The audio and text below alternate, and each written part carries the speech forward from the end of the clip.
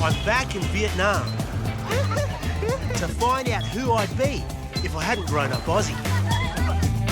So far, I've made my way from the streets of Saigon. Anyone need the Laxiclo? Ah, he's sucking my nipples in my chest. To the food bowl of the Delta. Price check, all free.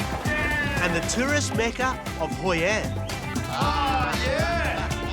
Now, I'm heading north. Still got it, baby. To try some jobs. Keep going, she says. Keep going.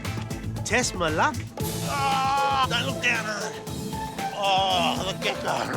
And have fun with the locals. In the land where I was born.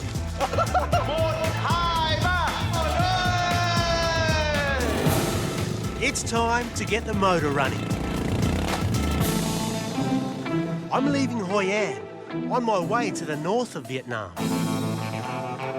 to see where my mum and dad grew up.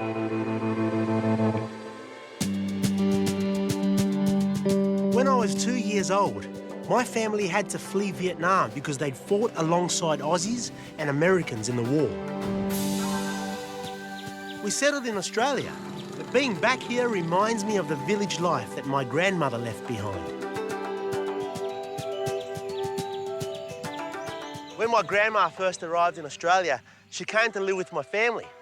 And within 6 months, our backyard kind of looked like this. She used to love to grow herbs and veggies and stuff. This is Mrs. Sim. She's an organic vegetable farmer, chào cô. Today, I'm going to give her a hand. Cho làm thử nhá. Bit of hoeing. I've done this before. Grandma taught me. Mrs. Sim has worked in her garden for the last 50 years, 12 hours a day, 7 days a week. And everything is 100% organic. This is great. Fresh seaweed fertiliser. No chemicals. There are acres of gardens that need to be cared for. Check out Mrs. Sim's watering system. These each carry 15 litres of water. That's 15 kilos. Two sides, 30 kilos. She does it 50 times a day. That's 1.5 tonne every day. Oh, it's so heavy. Oh, don't want to go. Yeah, don't want. Yeah. I remember my grandma arriving in Australia and discovering the garden hose. I think it was the best invention ever. Oh, now I see why. Keep going, she says. Keep going, you wimp. Oh. I think once is enough for me. Riding through sleepy villages, watching people go about their daily lives, it's hard to believe that only 40 years ago, Vietnam was at war. Everyone, including my family, was affected by the war. My mum used to ride a push bike through rice paddies much like this one on the way to school. And her friend who lived down the road took a detour one day and she never came back because she hit a landmine. These people have been through a lot of sadness.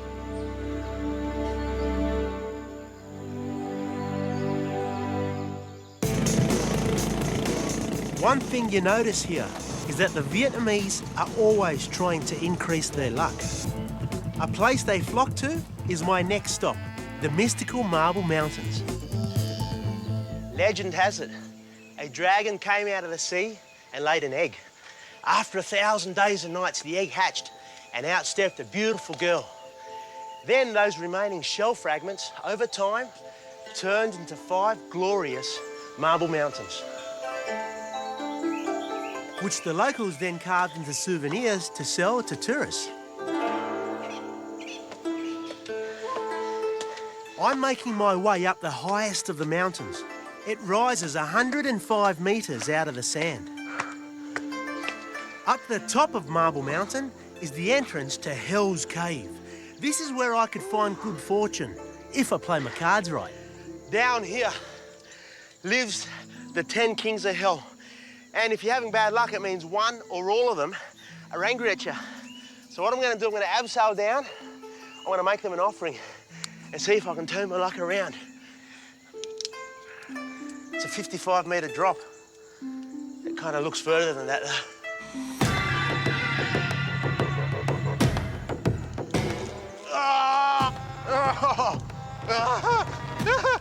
Don't look down hard. Oh, my goodness. I love my job. I love my job.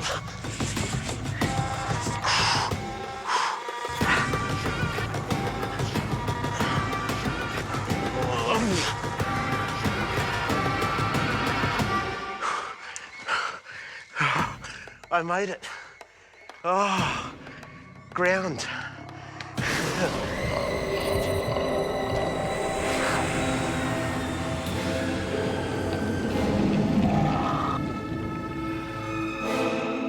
It looks like the kings of hell have been to Bunnings for some fluoro. Okay, now it's time to confess the worst of my sins. I'm sorry for backing St. George over the Rabbitohs, even though I won 50.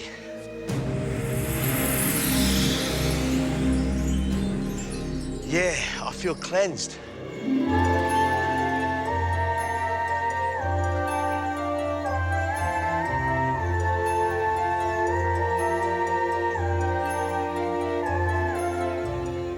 It looks like I'm in heaven.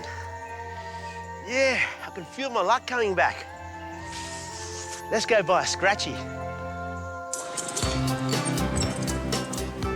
Luck can only take you so far.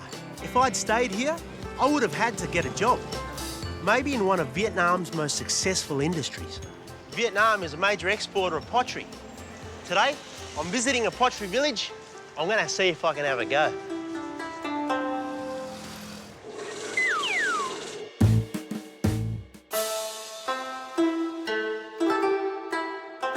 These potters work massive hours and earn just $20 a day. I was pretty good at school pottery. Every master potter knows the 5 Ps of pottery. Perfect preparation prevents poor pots. You centre your clay, keep up your speed. Yeah, keep it going like that. Keep going. We potters call it slapping the pot. I mean throwing a pot. And when you get it right, that's when the magic happens.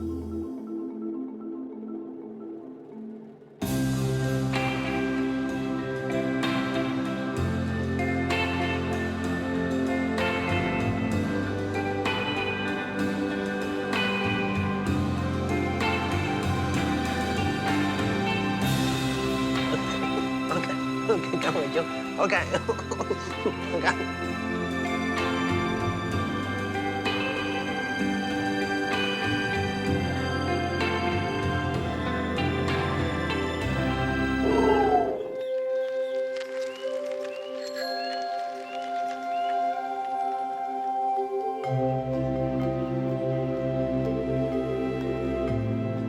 I've made it to Hanoi, the capital of Vietnam. My grandmother remembers Hanoi as a magical place that she went to visit as a little girl to buy ice cream. Since then, there's been war, air raids and fighting. But being here today, I don't reckon all of that history has been able to erase the beauty and romance of this place. So it's no surprise that many couples come to Hanoi to tie the knot. All over Vietnam, a wedding starts with a photography session. Only here, this happens 2 months before the actual wedding day.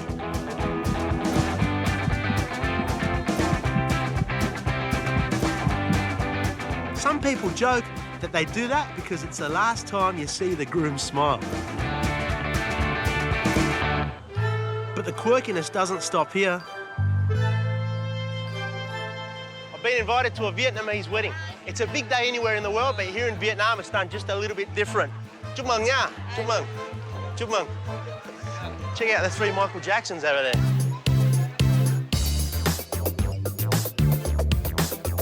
The Michael Jacksons, joined by 3 Mary Poppins, are the support act.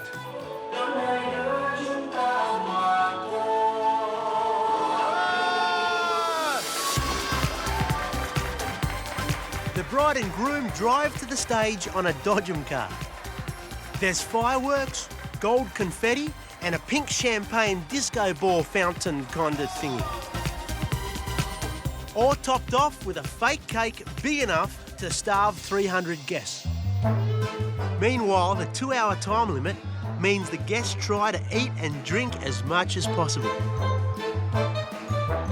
And hardly anyone pays attention to what's happening on stage. At least until I gate crash the stage and introduce a game that we play at Vietnamese weddings in Australia. Not sure if these guys have heard of it. It goes like this. I blindfold the bride. Then I line up a bunch of men with random dudes and the groom together all mixed in. She has to move along and pick her hubby from the lineup by touch only. What about this one? Nah, he's too thin. This one's got too many pimples, surely. She seems to have a thing about ears. Yes, the groom's big ears are unmistakable. Bingo!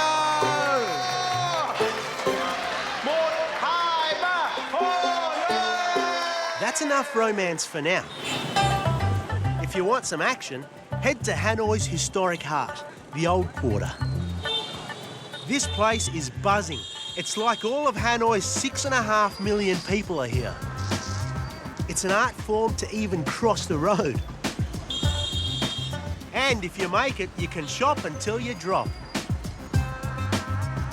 There are 36 streets in the Old Quarter, and every street sells something different. There's Doormat Street, Pyjama Street, Women's Shoe Street. I'm not taking my wife there because that'd be painful, like taking her to IKEA. So let's go to Lucky Street. This is Lucky Street. The Vietnamese are very superstitious. Like, one superstition says that if you're pregnant, don't put your head where someone has sat down. If you do, your baby will come out ugly. I wish someone had told my mum that. Another way to guarantee your luck is to keep your ancestors happy at all times. So in Vietnam, offerings are a daily ritual. But sometimes incense alone just doesn't cut it. These days, the ancestors prefer fake paper money, paper iPhones, or for that extra bit of luck, simply set the house on fire. Also, there's Flower Street, Happy Buddha Street, Hardware Street, Get Stuff Street. And for the kids, there's a whole street selling just toys. Check out these toys, aren't they smart? Made up of old bike chains and nuts and bolts. I've got Predator, I've got Godzilla, and over here, I found Ned Kelly. What about that? An Australian icon in the middle of Hanoi. If you're looking for gifts, Hanoi's got plenty of great shops and many are full English speaking. But sometimes accidents do happen in the translation. Welcome to the creative Oriental Crafts Kingdom. Hanoi's Old Quarter is also the best place to try a very special local blend.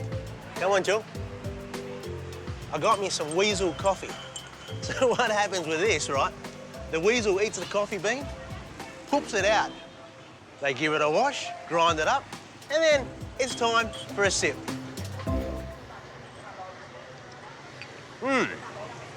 Nutty. It's actually quite good. I wonder if I can do it at home with my guinea pigs.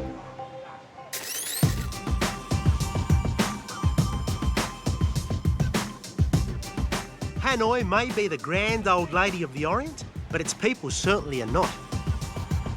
An incredible 65% of Vietnam's population is under the age of 30.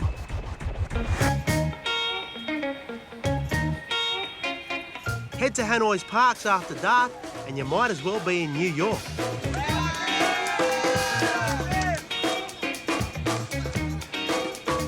This is where the B-boys battle it out. Windmills, turtles and all that stuff.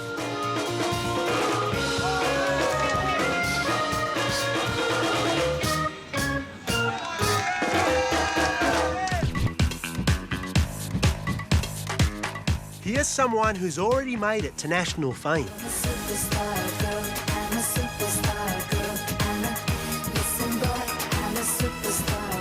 Superstar girl is singer Tao Trang.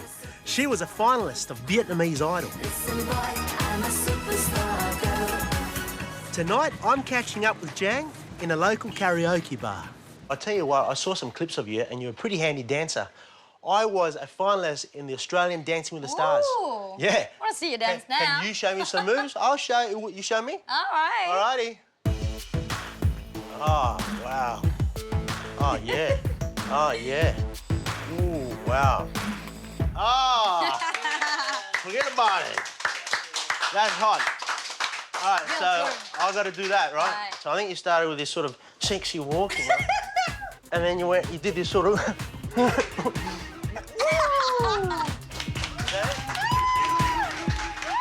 Nailed the move. Now it's time to show Jang the Aussie rocker in me. I've got to stop these tears that's falling from my eye. Go walk out in the rain so no one sees me cry. Am I ever gonna see your face again? No way, no, oh my God! It's just like back in Australia. I'm still in Hanoi, Vietnam's northern capital. This city is buzzing, and I'm looking for the dream job I might have had if I'd stayed here. I love the way the Vietnamese don't sit around waiting for things to happen. They get an idea and they just get out there and go for it. This is Mr. Hua. He's come up with noodle home deliveries and he does it on his bike. I reckon if he can do this, I can too. As a Vietnamese, riding a push bike is in my blood. He just told me the address where I've got to take it, so I am about to become Noodle Man.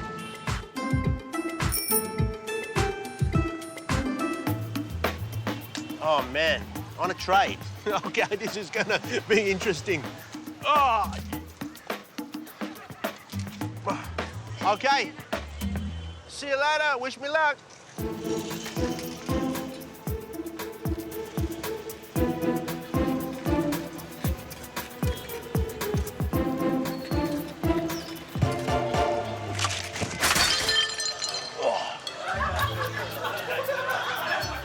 It's harder than it looks. Cho hứa. Yes, okay. Oh, I can do this. I know I can. I may be the only Vietnamese guy that can't ride a bicycle. But there are plenty of blokes here who can. Ba đường hai bà chân nha chú. Yes. Okay. I'm more of a subcontractor.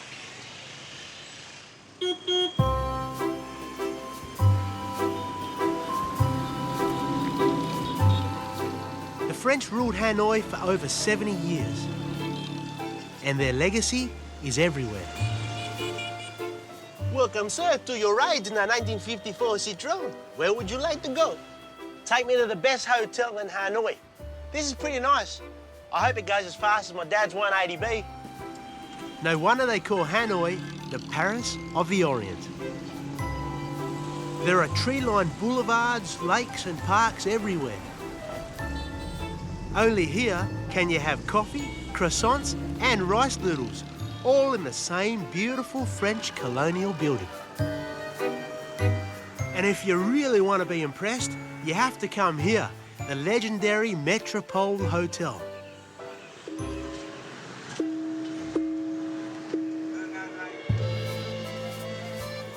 Built in 1901, the Metropole has been an institution in Hanoi for over a century. This is Miss Nhung. She offered to show me the best room in the house. George W. Bush, Fidel Castro and Brangelina have all stayed here, so I figure it must be all right. Yeah, the space. Yeah, I like this. Is it available tonight? Yes, it is available tonight. Cool. How much is it? It's $1,800 US. Do you have anything else? Yes, we do have other options for you. 40 years ago, During what the Vietnamese call the American War, the Metropole Hotel provided a safe haven for many US celebrities who were protesting against the war. There were many important and famous people stayed in the hotel during the war. What did you do with the guests? A bunker was built in a hotel garden. A bunker? Can I go in? Of course, So where is it? just down there.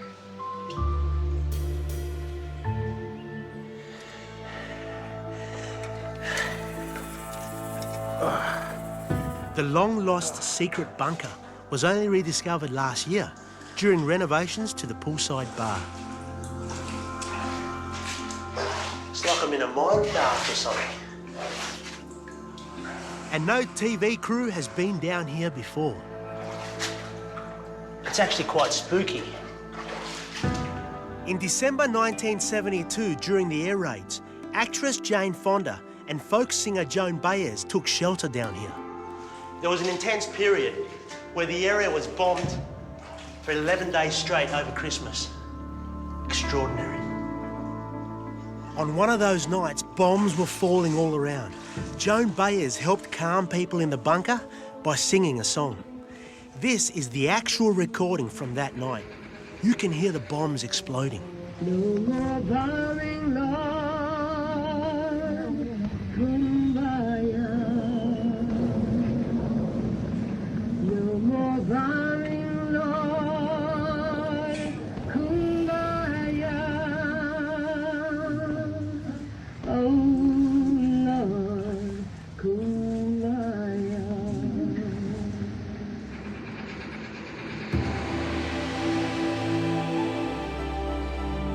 I've come to the Ho Chi Minh Mausoleum. Thousands of people visit here every day. Ho Chi Minh was the most influential leader in Vietnam's history. For those in the communist north, he was a hero. But for the people in the south, including my family, he was the enemy. Ho Chi Minh didn't want to live in the presidential palace. He preferred to stay here in this more traditional stilt house. And on this side, there's a room, which has a secret door into an underground bunker. This protected him during the height of the bombings. Ho Chi Minh died before the war ended. But to this day, many of the population admire and deeply respect him. My family, like most people in the South, supported the Americans during the war. So when the communists won, many of us were forced to flee the country. Growing up, my parents hated this man and taught me to fear him, of course, because he was the leader of the enemy. But returning today and seeing everyone revere him as a hero, it makes me confused. I don't know what to think.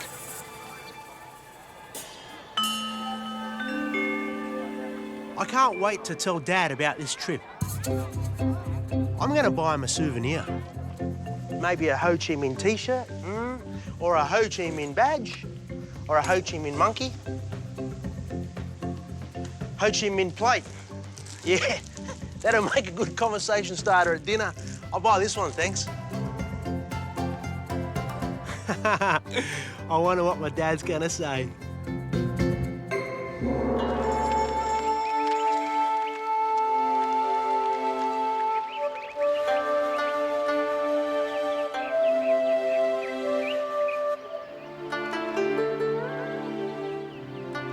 I've travelled from Hanoi to Ninh Binh.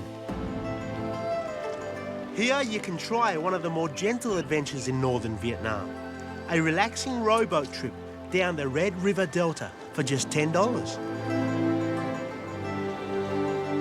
Mr. Dow is my rower for the day.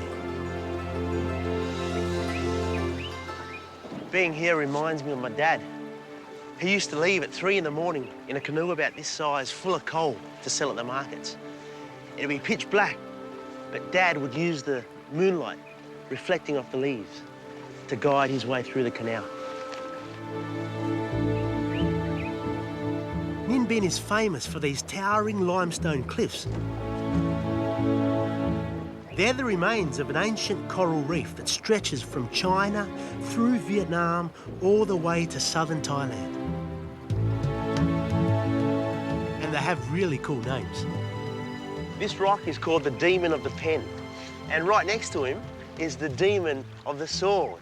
And the idea is that they're always battling it out. Which one is mightier, the pen or the sword? The further you go, the weirder the names get. That rock up there is called the Hat of the Demon who built the mountain. Oh, yeah? All right, there's been a little bit of rice wine going on, but, you know. Check this out. These guys row with their feet. I wonder if Dow can do it too. Oh, look at that. Isn't that really cool? I'm gonna have a go. No chance. I got no chance. I'm gonna take my shoes off. Come on, hole-proof socks. Give me some grip. Yeah, we're not going anywhere. We might even go into the drink. Oh, Alrighty then. I'm rubbish at the feet rowing thing. But I reckon with my hands I can beat Dow any day. Let's have a race and battle it out. Here on the Red River, it's hand versus feet. We're gonna find out once and for all which is faster. And whoever gets there first gets a hot cup of coffee from the floating convenience store. You ready now? You ready to lose? Mort, hi, mate. Yo, get ready to be beat, because I'm quick. I got him. I'm off to a good start. Spending a lot of energy early. The other guy looks pretty relaxed. Oh, need that coffee. Need that coffee. If I can't beat him, I might as well get him a couple. Oh, he's fast.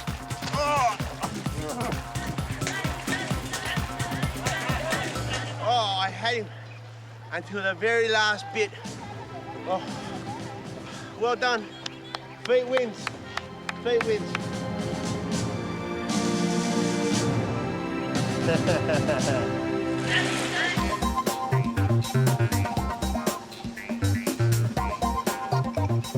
Vietnamese are crazy about food. There's a delicious snack to be found on every street corner, and people here eat all the time.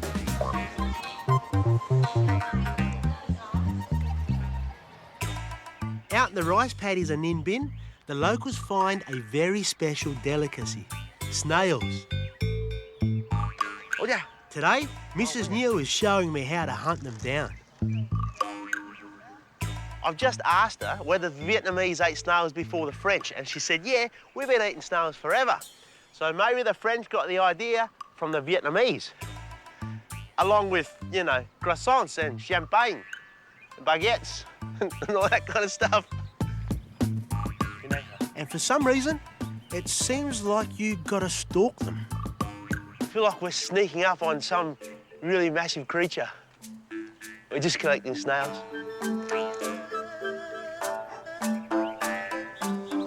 Oh, got one.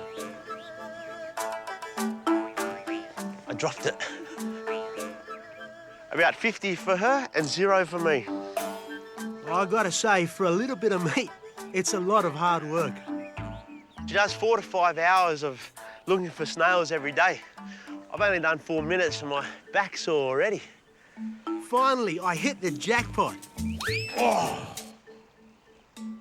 I just got the biggest snail in the history of snails. That's going straight to the pool room. Alrighty, let's go cook these up. Traditionally, Vietnamese cook in a room separate from the main house. So every house we've moved to in Australia, my mum would check out the garage first, and she'd say, Aunt, I reckon I can put a kitchen in here. We're just cooking it up now. She's put some pomelo leaves, some garlic, ginger, a bit of salt. It smells beautiful, I can't wait.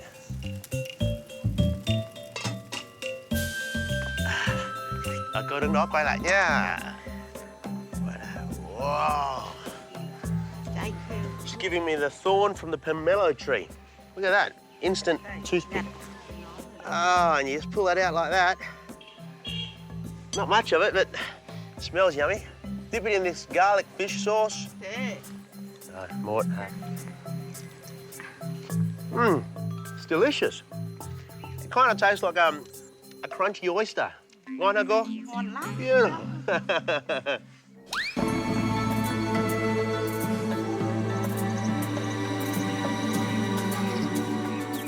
I've made it to Sapa. It's a charming hill station in the mountains of northern Vietnam, near the Chinese border. This place is stunning. There are amazing views of green rice terraces everywhere you look. That's if you come at the right time of year. Today, it's 0 degrees, and with all this mist around, the Statue of Liberty could be just over there, and I wouldn't even know it. It's pretty cold here in Sapa, but lucky I've come prepared. I didn't bring my thermals, but I do have my Kmart tracky dackies underneath my jeans. Now that's thinking. Sapa is home to many hill tribes. My great-great-grandmother belonged to one of them. The majority are the Hmong people. Hello. Hello, hello. And the best place to meet them is the local market. The Hmong in Sapa are really famous for making some of those beautiful costumes in all of Vietnam. Now, my mum used to be a seamstress, so today I want to see if they need a hand on the old sewing machine.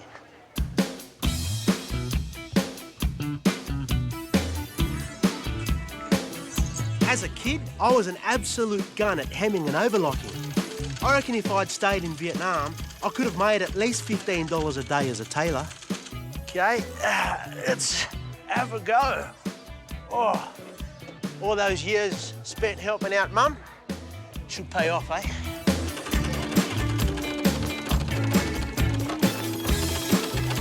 Still got it, baby. I want to make my wife something. Then I won't have to buy her a souvenir.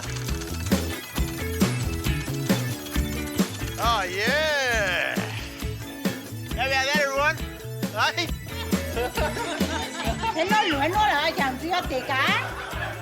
Oh, I think I ended up with an extra sleeve somehow.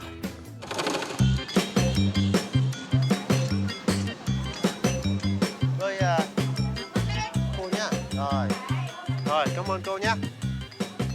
Now I'm off to do some cooking at the Hmong Mountain Retreat. Hello. Hello. I'm going to help prepare a meal for the kids at one of the poorest local schools up here. You can chop some of this one. Oh, this one? Cut it dice. Chef Nguyen started off as a shoe shine boy. With the help of an Australian charity, he's become a chef and now dreams of working overseas. Oh, so you need to learn English? Yes. Yeah, so you know what? I should teach you how to talk like an Australian. Sure, thank you. Yeah? Yeah, so repeat after me. Stop texting me, Warnie. Stop taking me the honey. Not horny, no, Warnie. Warnie, Stop Warnie. texting me, Warnie.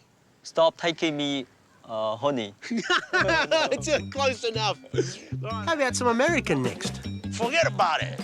Forget the body. Oh, forget about it. Forget the body. Yeah, do your hand like that. Forget about it. Forget the body. Yeah, so that sounds just like Al Pacino, you know? And some Austrian is, you know, essential. It's not a tumor. Get out of here. Can you do this more slowly for me? It's not a tumor. Imatula. Get out of here. Get out of here.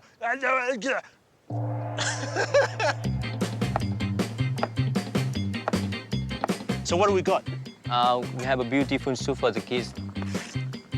Beautiful.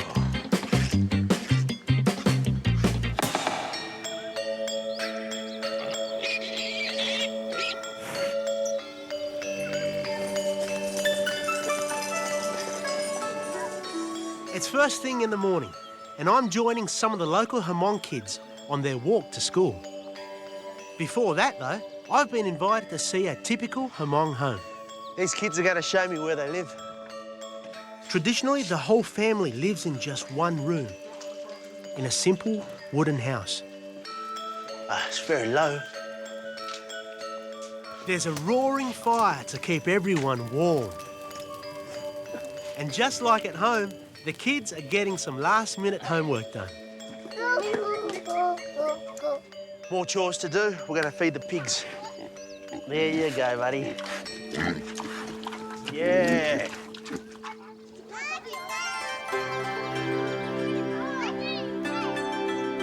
For some of these kids, getting to school means a 6-kilometre walk over rice fields every morning.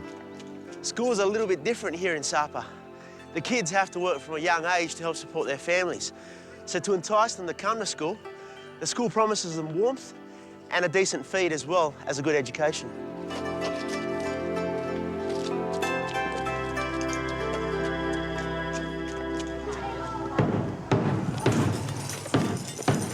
Check this out, the school bell here is a drum.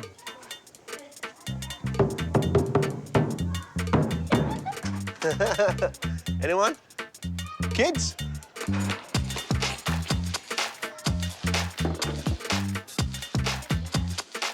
Like every other school, the kids here at Ma Cha learn to read, write and do maths. That's until I came along and taught them some totally useless stuff.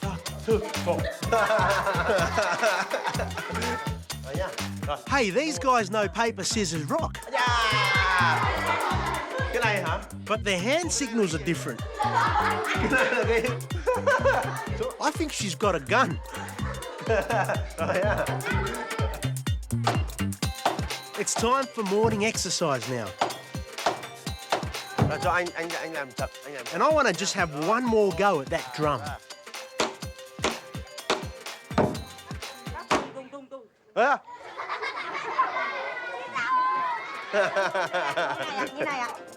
Oh man, I think I just got detention. And finally, my favourite lesson of the day, playtime.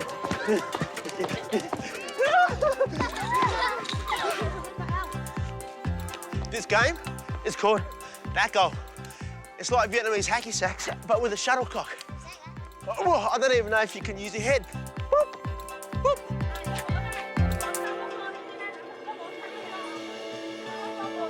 Despite the fun and games, it's obvious how hard life is for some of these kids. It's absolutely freezing up here and half the kids aren't wearing shoes. Yeah. Your turn to throw. Chef Nguyen arrived with the food that we prepared earlier. School ends at midday because most kids have to go home to work. But first, they're all gonna get a warm meal. They're just gorgeous. I just gave a little boy some. He gave it to his little brother to make sure his little brother ate first. You know?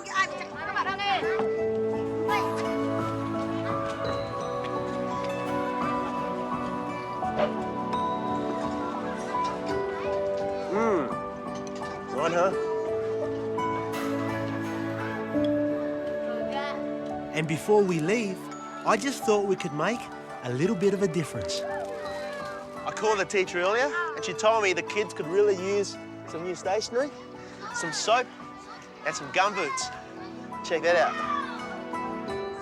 Rồi cô Lan đứng bên này cho em được không? Em nhé.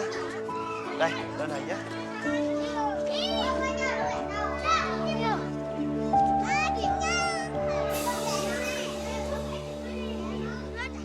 Vừa ha.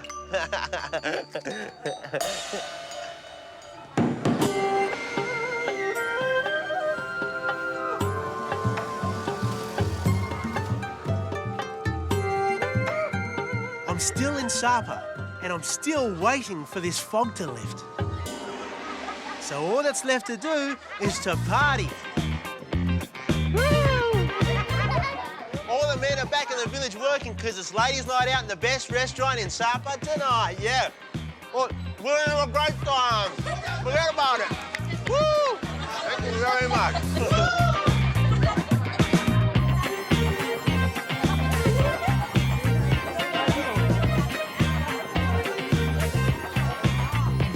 The signature dish here is black chicken. It kind of looks like it's burnt, but it's actually the colour of the chicken's skin. This is the beautiful black chicken, the specialty in the village. Yeah. Beautiful. That's good.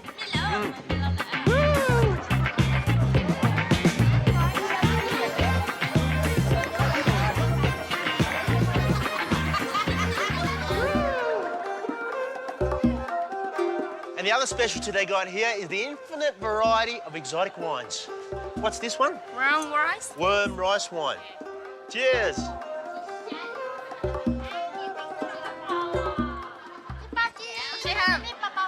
Wow, you're tough.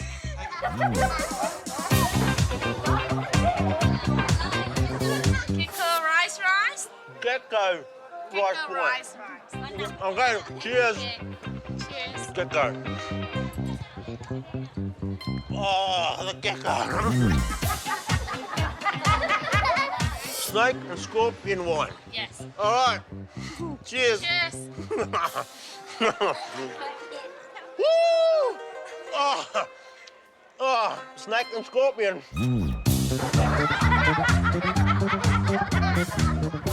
I think I've had enough wine. Yeah, after you and me drunk. You and me drunk. You're right. Well, people carry out. Okay, people can carry us home.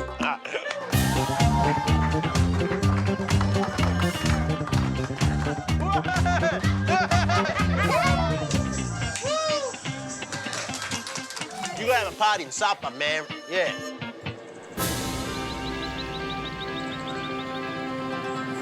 My amazing trip through Vietnam has come to an end. This journey has shown me a lot of fun times. Walking into a spider web. Oh, yeah, that's good. Oh, yeah. A few nervous moments. Oh, my goodness. Oh, how's this good for me? And I even got to say hi to one of my heroes. You could need some strength to go on. I've learned how hard it is to earn a living on the street. Anyone need any luck, Ciclo? I am the Silver Service. And even found my inner potter. I really don't know what my life would be like if my family had not left Vietnam. But becoming a comedian here is certainly not out of the question. The Vietnamese are very easy to make laugh. Despite all the hardship they've been through, these folks are so quick to smile. And their warmth and spirit shines through. I've been very much touched and moved coming back to Vietnam.